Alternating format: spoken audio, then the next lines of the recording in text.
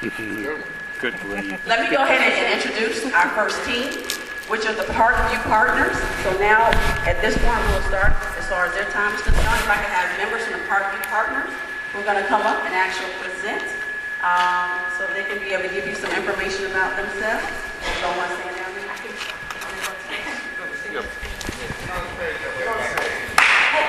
Come to the stage. Come to the stage. So everybody.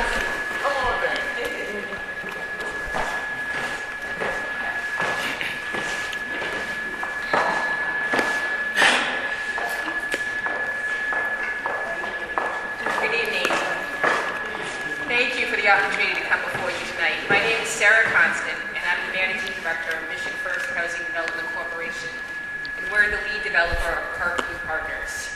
I just want to take a moment and introduce our development team members, and also just want to acknowledge that in any project we do, we consider the community and the residents that we're working with part of our partnership as well. We have Adrienne Washington with Neighborhood Development Corporation. We have Elizabeth Everhart, who's with Mission First Housing Development Corporation. Dan Henson, the president of the Henson Company. Dana Henson, the vice president of the Henson Development Company. And Ray Nix with Urban Matters Development Corporation. I'm going to let each team member describe a little bit about their company and their work. Elizabeth? Thanks, Sarah. Mission First is a nonprofit organization, and we've been active in DC since 2001. We've completed over 1,300 units and have over 200 currently in construction right here in DC. All of our projects are done in partnership with community-based organizations and local governments, often including churches and tenants associations. We believe in partnering with the local community so that everything we build will be a long-term community asset. Our goal is to ensure that the maximum benefit goes to the community in any project we complete. We're currently working on the New Communities Project in Northwest 1, developing the Severna 1 and 2 with Bible Way Church. We hope to put our experience to work in partnering with the Park Morton residents and the community to create a high-quality redevelopment plan here. Thank you. I'm Dan Henson, president of the Henson Development Company. We are a 100% minority business-owned, family-owned company. My daughter, Dana, works with us. We have been active in the district for the last 12 years, but we've also been active nationally working with the Hope 6 program and other things. I formerly was, in a former life, I was the executive director of the Housing Authority in Baltimore City, which is the 5th largest housing authority in the country. I also ran formerly the Housing Authority of New Orleans, which is the 8th largest housing authority in the country. So I have experience working with housing authorities, understanding how housing authority rules work and regulations work, and we plan to put that to work with you. We believe in collaborative partnerships, have always worked well with communities. I think a strong suit of ours is listening to people. I think of myself as a mechanic, where I listen and listen and listen, and at some point I try to put into action through development skills and financing skills the things that you have told me that you want. And so we're basically a mechanic to implement what you have said that you want. We believe in real community participation. We've worked on several major developments, both with the Housing Authority and other communities in the District of Columbia, particularly Glencrest, what's now known as Glencrest, formerly Eastgate Homes on Benning Road in Southeast. We've also worked on Capitol Gateway. Those are two major things that we've done in the district. Both of them involve working very closely with communities, setting up community-owned businesses, working through the whole processes of empowering communities as we built housing. Housing was the byproduct of working with communities to empower them. And we think that we've worked very well, both in the district as well as nationally.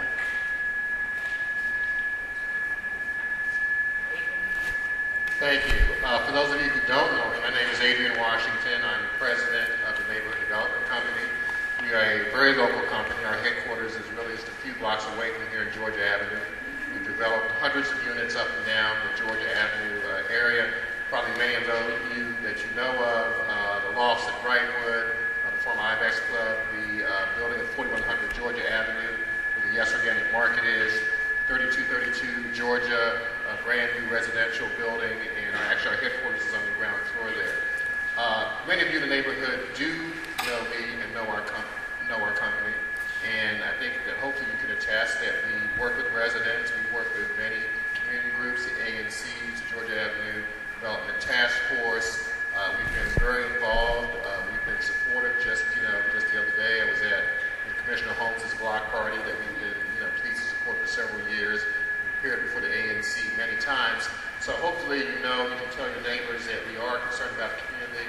We're here to stay. We support grocery stores, restaurants, other business to the area, and that we want to work collaboratively with you and to, see this project that we have thought about for many, many years. We want to work with you to make it work for everybody, most importantly, current residents. Good evening. Excuse me. As Sarah said, my name is Ray Nix. I am the Managing Director of Urban Matters Development Partners. I'm thankful to be here and to have the opportunity to present before you. And as my teammates said earlier, we're very excited about the redevelopment and revitalization opportunities that exist in Park North. Just a bit of background about Urban Matters. We are a DC-based certified business enterprise. We're probably the youngest of the team. We were formed in 2008 in partnership with the Washington Interfaith Network. The Washington Interfaith Network is a broad-based grassroots community organizing group. They've got about 55 member institutions, primarily consisting of faith-based CDCs and support services throughout the district, with their primary goal, quite frankly, with their only goal, being to fight for increased values and increase the quality of life for DC residents. That part and parcel is a direct example of our mission. Urban Matters' mission is to develop and preserve signature affordable housing communities, what we like to consider communities of choice, both for the residents as well as the existing stakeholders in the area. We're currently involved with 6 properties throughout the district in 4 different communities that range from Ward 4 all the way down to Ward 8. And we like to look at ourselves as approaching development with the idea of unlocking the potential of established neighborhoods similar to Park Morton. We take a very serious approach to collaborative and community partnering, one of which is a direct success. 2009, Washington Interfaith Network partnered with the young people of the Park Morton community as well as some of the area stakeholders and fought for funds to be dedicated and contribute to the renovation and upgrades of Parkview Recreation Center as well as Bruce Monroe Gardens. For Park Morton, we put together a design and construction team of professionals that all of us have worked with before on numerous projects. Grimm & Parker Architects have worked with us on the Severna 1 and 2, which is our Northwest 1 project. They designed 3232, where Adrian's offices are located, as well as Capitol Gateway, which is a project that Henson developed in Southeast. Harkins Builders has been a general contractor in DC since 1965. They've been a leader in implementing local hiring and working with local businesses. We're confident that the experienced team that we have assembled and that we can partner together with the city and with the residents to create a world-class development plan for Park Morton.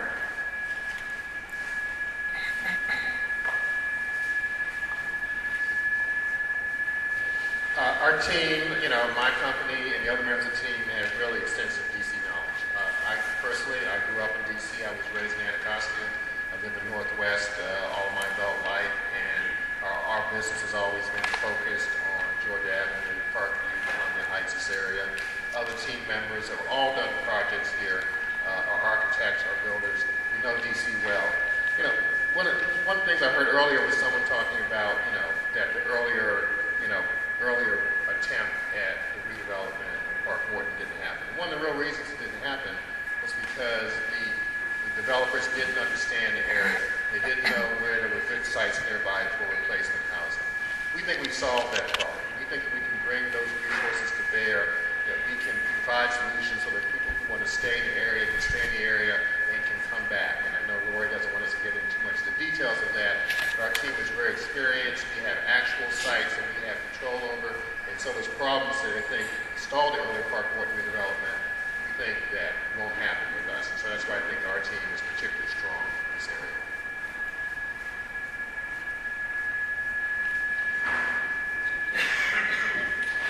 So although we look forward to the physical revitalization of the community, I think it's emerged through our team members that one thing that we hold in high regard is community building. And we like to use the analogy of bricks and sticks built buildings, and the mortar of the community is held tight. We like to look at the mortar as the social change through building partnerships and quality supportive services.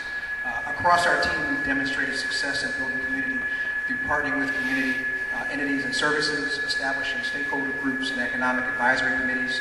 We provide job fairs throughout construction, not only for individuals, but also for local businesses.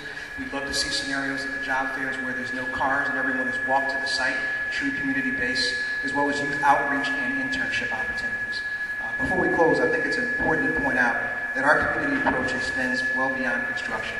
We realize that the property manager for the project plays a key role in the success of the development, linking residents to community services that enhance the quality of life that range from financial literacy to computer education to real job skills, as well as health and wellness and safety and study skills. Just a quick example, in a recent project that we're working on in Greenwood, 2 years ago at the groundbreaking, one of the stakeholders that was part of our public-private process spoke of hope in the project and development. She was a long-time runner. At the time, she hadn't been working. At the grand opening that was held a couple months ago, she spoke again, but this time she spoke as an employee of the broker that was actually selling the homes, and she kind of whispered to me after the ceremony that she hopes to be a homeowner soon. And I think those are the type of successes that we pride ourselves on that extend above and beyond, again, just the bricks and the sticks of revitalization. And just to, again, I'm Dana Henson with the Henson Development Company, and just to add to that, the Henson Development Company, when working with East Capitol Dwellings, which is now Capitol Gateway, and Eastgate Gardens, which is now Glencrest, we exceeded all of our hiring goals and have done so on every project that we've worked on. And again, as Ray was saying, it's not just the bricks and mortar. We had a lot of demolition and construction jobs, some of them which became permanent jobs with benefits for former residents, but also real estate training, where we actually had one of the former residents become the administrator in the office for our leasing office once the project was open. So it is very important to us to make sure that we provide training opportunities prior, during, and even after the development is completed. So community participation is not something that we look at to as an obligation, but something that we pride ourselves on working on.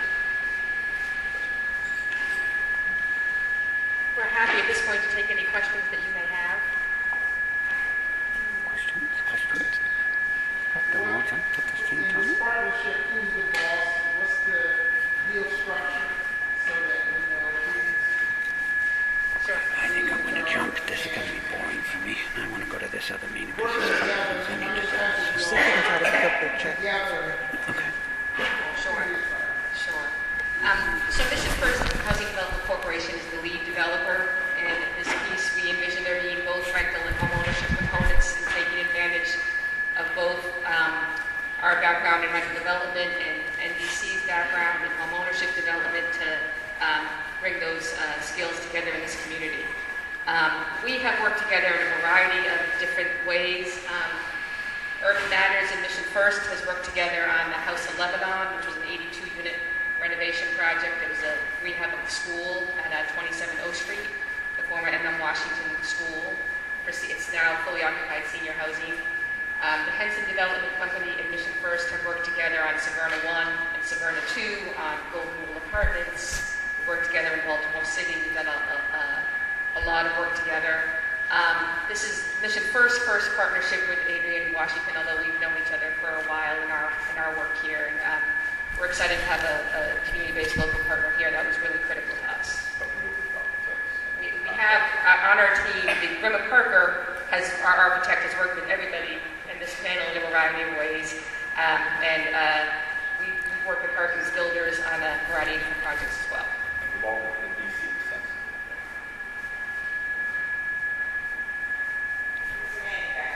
Yes.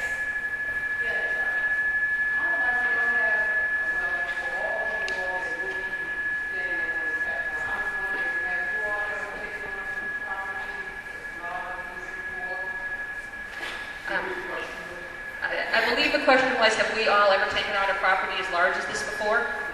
Yes.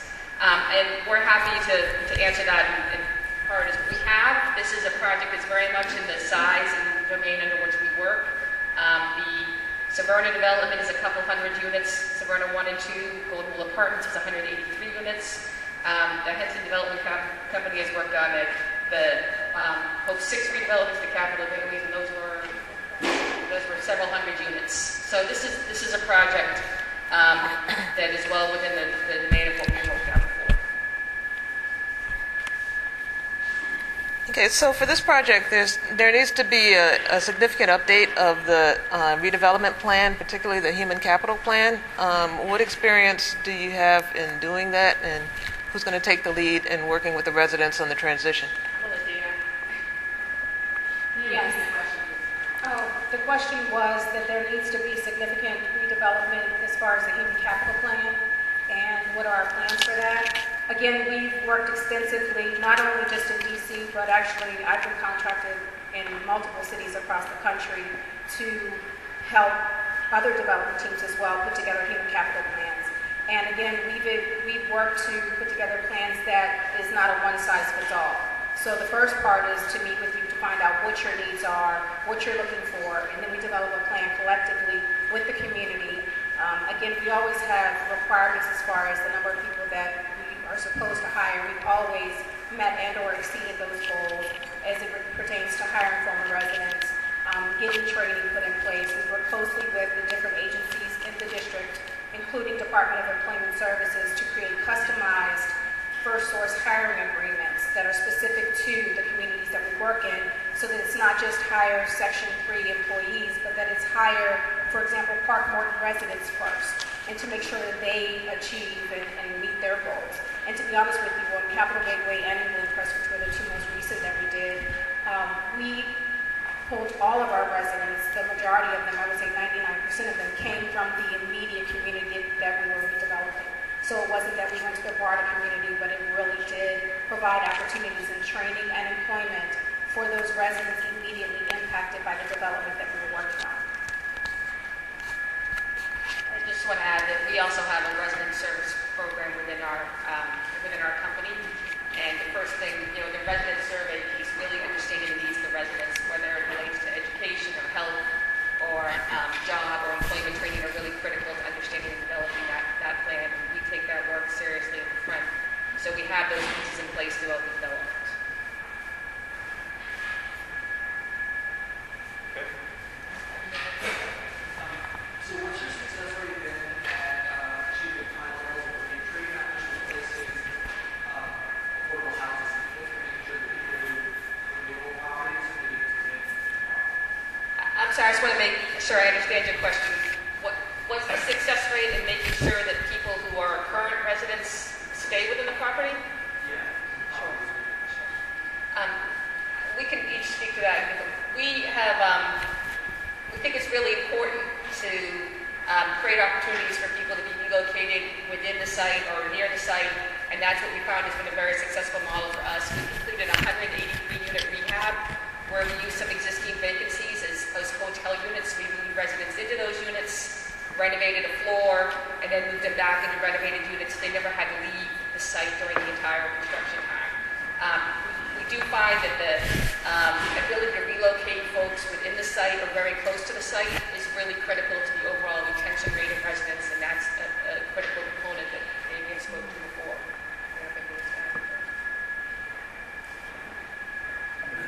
We've worked with reentry plans that are extremely complicated and ones that are very simple. Probably the best example right now is Northwest 1, where essentially between the demolition of Golden Rule Center, which was on a site that we controlled, and Temple Courts, a building next door to it, hundreds of people were relocated. We've now worked very well with the city and others to bring them back. And we work both creatively and restrictively to make sure that they have the first opportunity to return.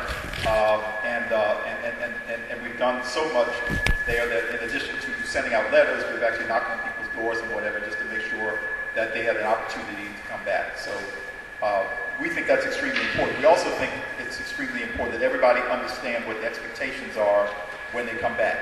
And so it's important, we think, that during whatever time we're developing, that people who may not have all of the requisite criteria at that moment to come back be encouraged, helped, coerced, whatever we have to do to get them ready to come back, that we work with them, both with the city and the housing authority and others, to make sure that they're ready to come back.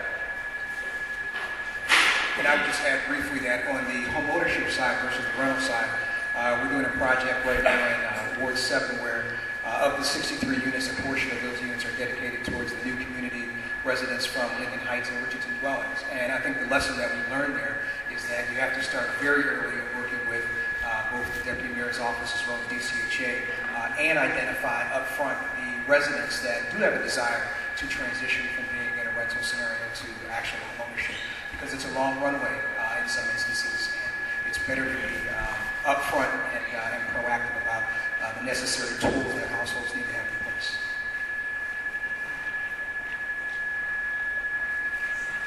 Adrian, you before had referred to properties under the control of your organization and others. It seemed like last time there wasn't sufficient space to accommodate the number of units needed. So what are you guys bringing in this partnership that will be this time?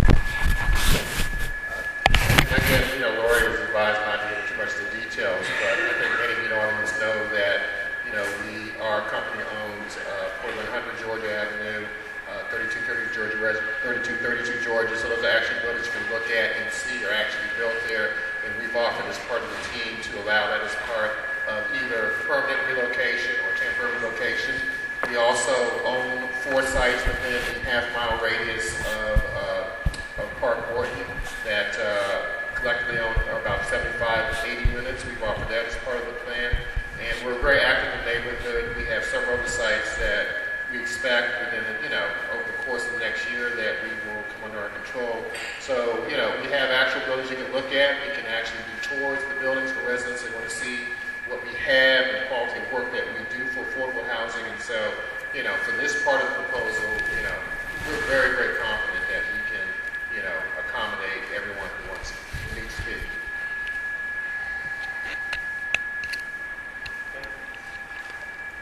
Questions? Yes.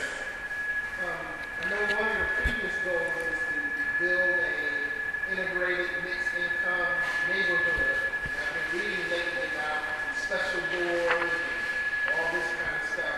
What experience do you have in really developing a mixed income community versus apartheid kind of thing? Sure, I'm going to let Dan speak to that. I think to some great extent, we have done our best to try to pioneer this whole concept of mixed income housing. It's a concept, by the way, I should point out that lenders didn't like it first, so the first thing we had to do was sell it to lenders. Lenders are either focused on all affordable housing or all market rate housing. When we do a hybrid like this, we have to sell it to the lenders. We've been successful with at least 3 lenders active in the DC market today that are interested in doing mixed income deals. So the first thing is finding lenders and syndicators who help us get tax credits to do these kinds of things. We've done that. We've done it successfully. We're doing it right now, as a matter of fact, at what's known as Severna 2, or Severna on K, at 1st and K Street, a building that will be moving people in there the 1st of October, the end of September, and that's a mixed income building. It has 1 entrance. It has 1 type of unit. Every unit looks the same. All 1 bedrooms look the same. All 2 bedrooms look the same. The idea essentially is that it's mixed income. We've done mixed income and mixed tenure.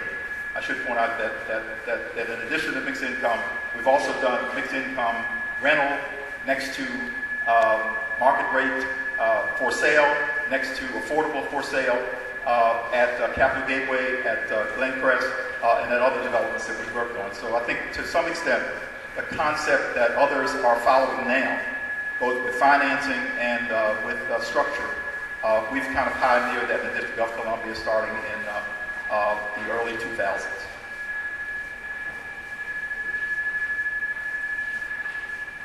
One entrance.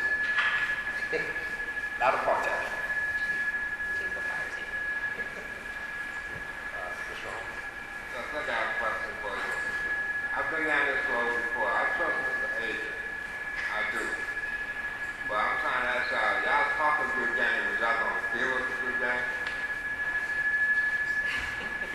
question is, we talk a good game, will we give a good game? We are committed to developing the relationships early on, developing a working relationship with the residents in the community. We have found through our experience that building trust is really critical to any project success, and that takes time to build relationship. And we are very fortunate to have Mr. Washington as part of our team because he has relationship in this community. Building trust amongst the team members is the first step for us, and then which we have done, and then it's bringing it back to the community to ensure we have a successful partnership. And Commissioner Holt, one thing I just wanted to say is that when our company's been around about 15 years now. When I first started out, I would partner with this guy and go for this and partner with this guy. And as we've been around for a while, I've really been much, more selective. And Park Wharton is something that has always been, a place that's always been very near and dear to my heart. This neighborhood has been. And so, I looked around, and so when, I wanted to be the developer of Park Wharton last time, and we didn't win, and I was disappointed, but I really cheered for, the previous team to get it done because I wanted the residents to get a great community, and I wanted the rest of the community around it to have something that they could all be involved in. And so I very much, even though we didn't win that, I very much cheered them on and even tried to help them and talk to them about the replacement sites. And so when it didn't happen, I was disappointed. But I didn't just jump in, and I looked around and said whether we should get involved again. And I was just very, very impressed with this team, not just with the lead developer, but the other members of the team. And the more I've gotten to know them, the more impressed I am by their experience and their passion and their capability. And so I am very, very convinced that we can get this done. This is a project that can be done.